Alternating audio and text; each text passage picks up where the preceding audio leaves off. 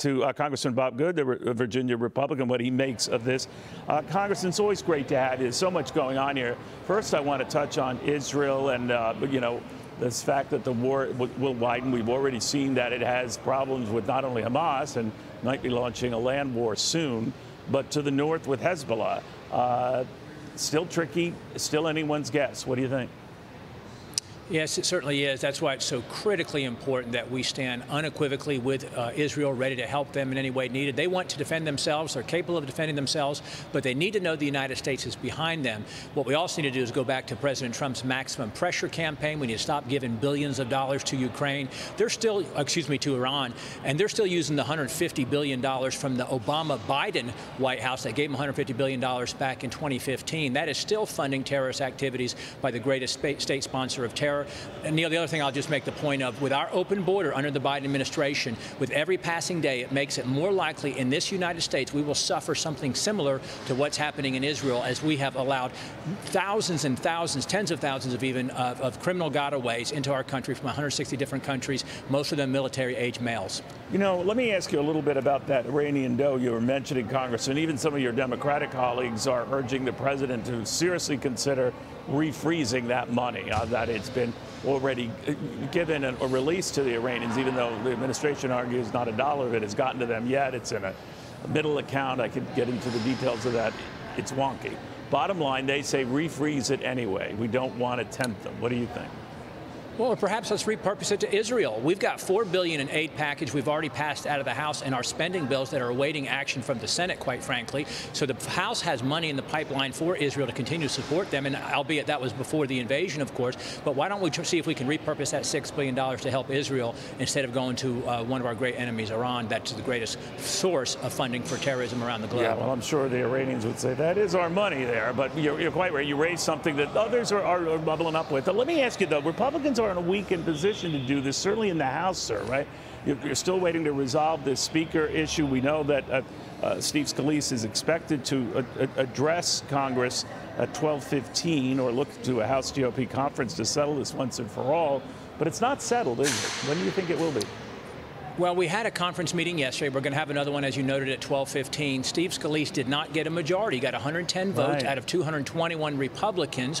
And so we should have stayed in conference yesterday. And my colleagues and I begged us to stay in conference. Let's work through it. Let's see what it will take to get to 217 for Steve Scalise. For the person I'm supporting, Jim Jordan, I think that many people were surprised that Jim Jordan got 99 votes. There were 11 who voted for someone else or voted president, and Steve Scalise got 110. So he got just one vote shy of a majority.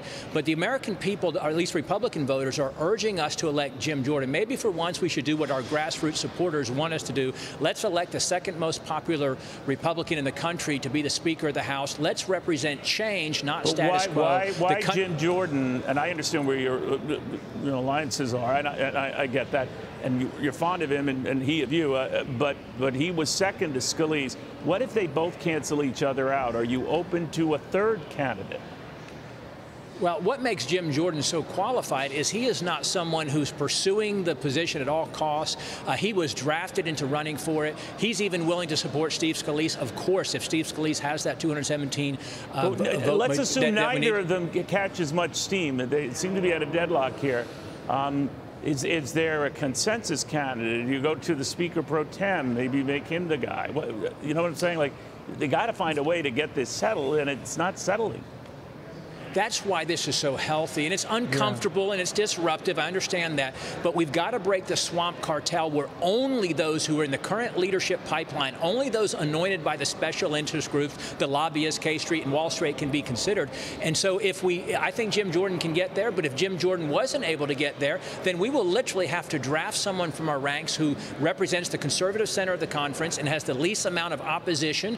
And there's a number of qualified, talented candidates. I don't want to taint them by saying that they would be a candidate right now until we get through the two who've been named candidates. From anyone getting 217 votes. The reason why I ask is there's talk then that I hope for just a few hours. Well, you could be right, but the Democrats might have to do it and vote. A few of them peel away and vote for somebody to settle. I don't think there's any roll. chance of that happening. They're going to vote for Hakeem Jeffries, and no Republican's going to vote for a Democrat. That would be political suicide, even for the most moderate of members. Republicans will decide this. We'll get a speaker that will fight for what I'm looking for most is someone who's a leader and a fighter that will do whatever it takes to secure the border, to cut our spending, and to fight for the American people. We haven't been doing that as a Republican majority in recent years. The country cannot afford to stay on the current track, and that's just unsustainable. All right. You're worried, though, no offense to you, Congressman, that you guys are looking kind of like Keystone Cops here. You can't get this done, and it doesn't bode well for Americans in their opinion of you running the House, because you can't seem to run it. Well, remember that was said back in January, and a week or two later, nobody cared that it took a few extra days to elect a speaker. We got to get this right. We will live with the impact of this decision for decades. And with $33 trillion national debt, $2 trillion deficit, an open border, but what you settled in January blew up, right, Congressman? No fault to you. It blew up. So it did. Would you and I was not in favor. Would you be for that vote to vacate the chair when all it takes is one of you guys to torpedo a speaker? Well, only one person can bring up the vote to consider whether or not to retain the speaker. One person can't remove the speaker, of course. But it works, but one person can. Well, one person can bring up the vote, and Speaker McCarthy didn't have the votes to stay as speaker. And he got what he wanted. One guy. Well, it wasn't just one guy, and I think that we're going to be better for it. That's what some of your more moderate colleagues are saying, that this is a mistake if it's used again. Well, look at the poll that's out right now of Republican voters. It says 30% disapprove of what happened last week. 25% said they approved of it, but 45% they didn't know or didn't care. And those are Republican voters. If you had asked them, hey, could we switch out, if we could switch out Kevin McCarthy for Jim Jordan, what do you think those polls would say? I would suspect it'd be somewhere in the range of 80-20. They want Jim Jordan. Would you be open to it?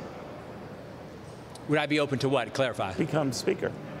Well, I'm only 217 votes away right now from 218, but if you'll endorse me, Neil, I might be able to get a little bit closer. Yeah, you might get up to 2 or 3 votes. All right. There you go. Well, Bob, now we got momentum. There we go. Bob, thank you very much for explaining the process, too.